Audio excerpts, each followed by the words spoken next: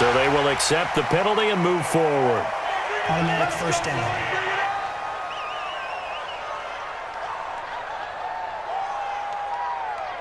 So the ball's moved to about the 1 after the penalty, first and goal.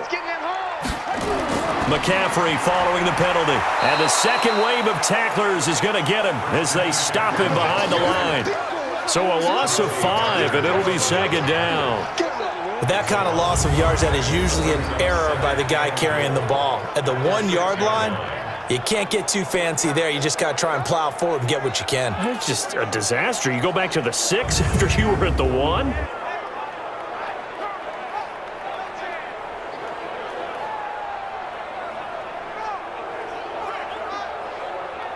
Second and goal from the 6 this time. Again, McCaffrey. And that'll get him halfway there as he takes it from the 6 to the 3-yard line. Well, they've been so good on third down all day long. Can they convert another here on third and goal? On the ground, McCaffrey.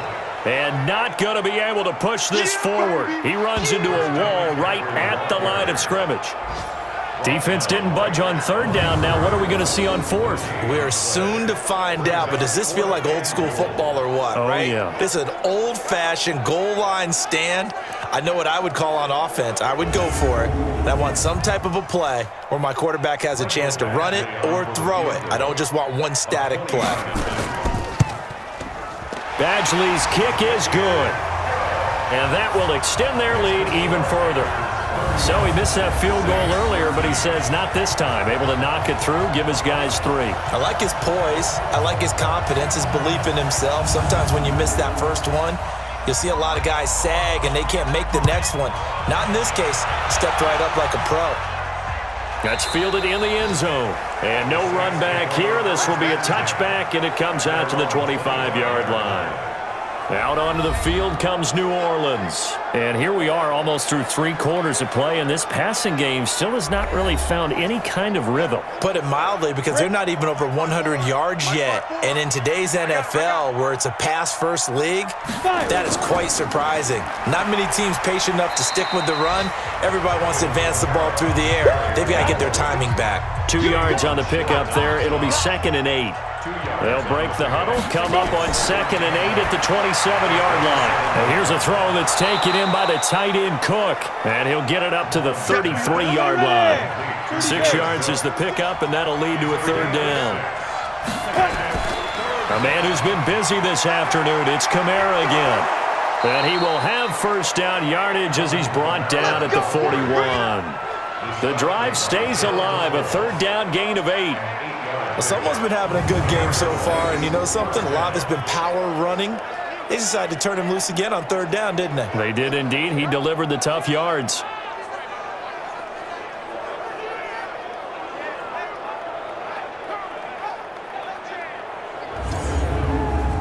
So after the run by Kamara, now another 1st and 10. He'll look to throw. They'll set up the screen now to Kamara. And he'll be brought down, losing yardage back at the 40.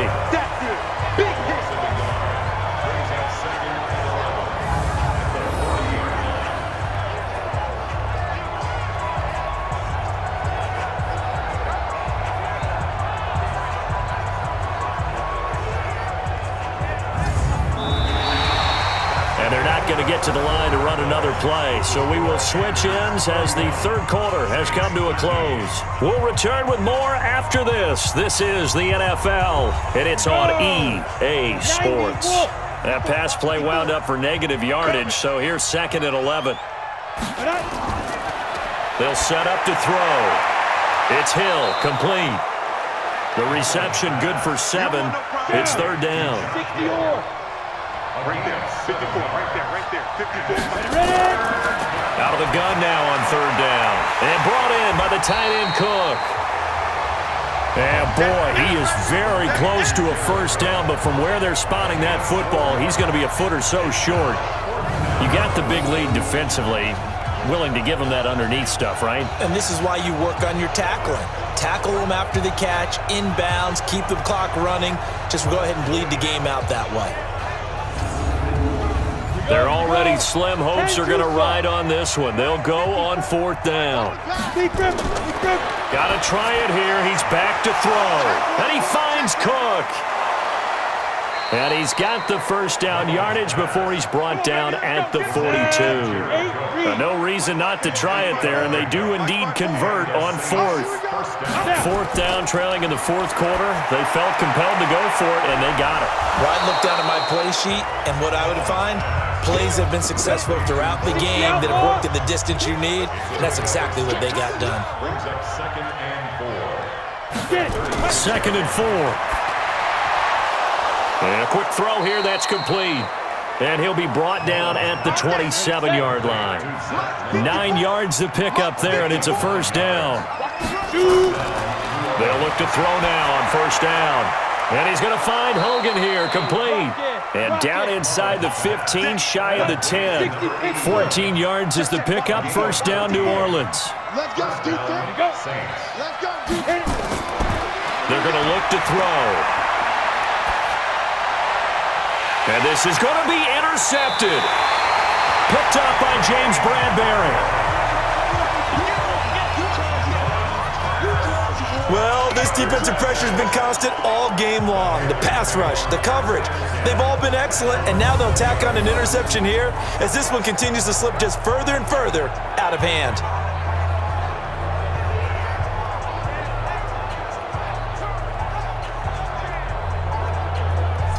Carolina getting set to take the field. Now that turnover might just about do it here. 4th quarter, the lead that you've got, they can just run the football, run the clock. You're exactly right. They played smart, couple of first downs, and this one should just about be over. Defense wins championships, baby.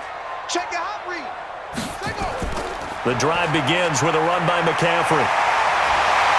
And he's brought down, getting this one up to about the 35. Give him 15 there, and the Panthers have a first down. And I'm guessing you'd say this is kind of the key here. Grind out some yardage, work on that clock, see if you can continue to tick it down. Definitely, you want to bleed things out at this point, right? Continue to possess the football, gain some yardage, and put the onus on the defense. Do they have to use timeouts? What are they going to do to stop you? You're taking charge. Ball up to the 35 now as they come up on 1st and 10. Here's McCaffrey. A.J. Klein on the tackle there. 3 yards on that last carry. Here's 2nd and 7. Out of the pistol, McCaffrey. And he slips up past the 45 before being tackled. Give him 10 there, good enough for a Panther first down. Do my eyes deceive me, or is he getting stronger as this game moves along? Burst seems just as good here in the 4th as it was way back in the 1st, doesn't it? I do believe someone put a lot of time in the offseason and continues to condition during the season in order to continue to carry the ball at this rate. Watch the run, watch the run. On 1st down, this is McCaffrey. And he's going to take this across the 50 and into Saints territory. Tackle there by Alex Anzalone. A gain of 4. It's now 2nd and 6. They'll run it with Scarlett. And an alley to run. Look at this. Middle of the field. A breakaway. Touchdown, Carolina. Jordan Scarlett with 2 touchdowns on the season, both in this game. And the Panthers, they widen their lead. And he certainly played a pivotal role with those 2 TDs and why they're up on the scoreboard right now. Well, someone's all about winning, aren't they? Because he's not worried about the number. Sure, it's great to have 2 touchdowns. But the bottom line is what he's doing is contributing to their lead. He wants to continue to do so. Extra point by Badgley, up and good. And they open the lead up now to 25. The drive summary that time, 5 plays. And the finishing touch was that nice long run into the end zone.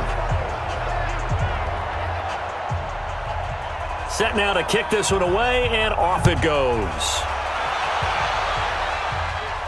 This one taken just inside the 10. And he'll take this across the 25, couple extra yards up to the 27-yard line.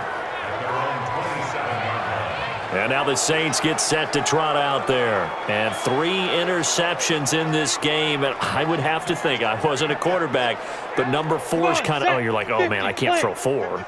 No, and what's interesting is, what do the coaches decide to do now? Having thrown 3, do you alter your offensive strategy? And his pass is intercepted for the 4th time today. Picked off by the safety, Eric Reed. Facing this 4th quarter deficit, felt like they had to throw the ball, and on the other side, they were ready. No doubt about it. They're playing situational football. They look at the clock, they know the lead that they have, and all they're doing is playing pass on every down. Playing the pass, picking it off, and now big time in the driver's seat. Out comes this field general once more, leading his offense back onto the field. And the passing game, I mean, look at the numbers. It's fallen off. When a team is struggling, sometimes you look at the quarterback. When the quarterback starts to struggle, who goes over and picks him up? Yeah, that's always a big one, isn't it? Usually, there's a quarterback whisperer somewhere. And what I mean by that is, whether it's an assistant coach, whether it's one of his best friends on the team, someone that can get in his ear, get with him and say, all right, well, man, what do you need? What's going on here? So he's one person he can lean on. He's going to have to lean on that guy right now. 4 yards the pickup, first down.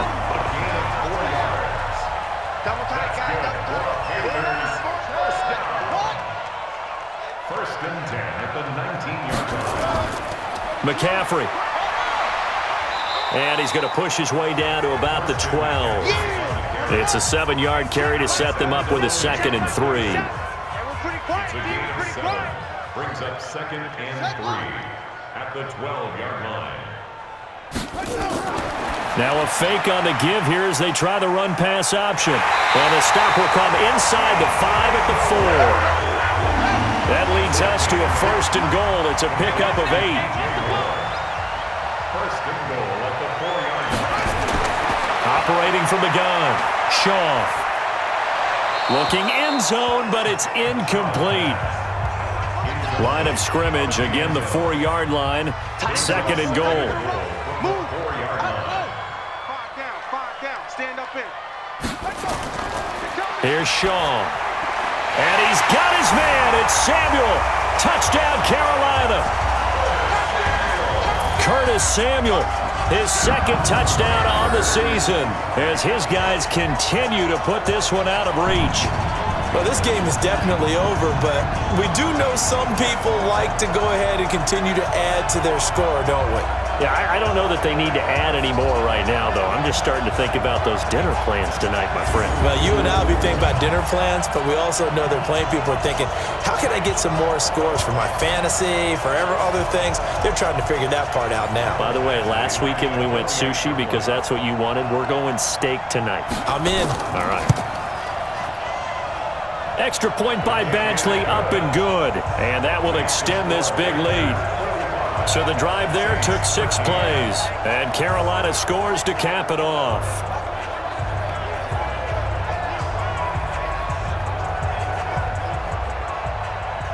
The kickoff team on the field now as they will send this one away. This will be fielded at the 6. And it's a pretty good return here as he'll get it up to the 29-yard line. Out is the Saints offense now as they get ready to take over here. And last time wasn't pretty. 1 play and an interception. We'll see if they can do better. I want to see if they want to go ahead and throw the ball again now on this drive after what happened on the last one. Throw it on the first play. Give the quarterback some confidence. See what happens. A throw left side to start out. That's complete. And down right around the 32-yard line. 4 yards on the pickup. That throw good for 4. It's 2nd down. 2nd and 6. And this is Cook with a grab. So signs of life in what's been a dormant offense in this second half. Here's 1st and 10. They'll drop the throw. Incomplete. Jared Cook, the tight end, was the target. And it's 2nd down. Here now is 2nd and 10, again from the 41. 2nd and 10. Oh, it's out. Smith lost it. And it's picked up by the Panthers. And they get the football. They'll set up shop at their own 49-yard line. Charles, he lost a fumble last week as well, so now back-to-back weeks, maybe you expect that from your tailback, but not him. You're exactly right, because you work a lot with your running backs about how they have to protect the ball in traffic. But downfield, in open space, that's dangerous as well, because you may make someone miss, and their flailing hand can knock the ball away if you don't tuck it away. Out comes Christian McCaffrey with the rest of the offense. And after a sluggish start, he's really bounced back. The numbers bear that out. And you're a baseball guy, partner. How many at-bats over the course of a baseball season? Oh, boy, four in a game. Yeah, about four in a game. 4 times 162. 350 or so, right? Sometimes it takes a while for a guy to get going. That's my point. It's not the first few carries. You don't worry about that. As they go along, get that guy lathered up, get those blocking assignments down. Those 2-yard gains turn into bigger gains as the game moves along. And never good on a pass completion there to go the wrong way. Lost yardage. No, for some reason it seems to work better when you throw it downfield or you can move the ball downfield running it that way, doesn't it? But in this case, if you're the defensive guys, you're energized, executed well, and you caused a lost yardage play. That's going to feel good and look great in film. Looking to throw on second down. Shaw looking for the out route, and he's got more. And they get to him after a gain of 6 to the 46. 6 yards is the pickup, and that'll lead to a third down. Back to throw. Shaw. Blitz coming, and down he goes. Offensively, they're going to have to figure this out before next week. 7 sacks in one game. Yeah, and that's more than any quarterback should have to bear. And if this continues on, there will be another quarterback in the game because no one can stand up to this week after week.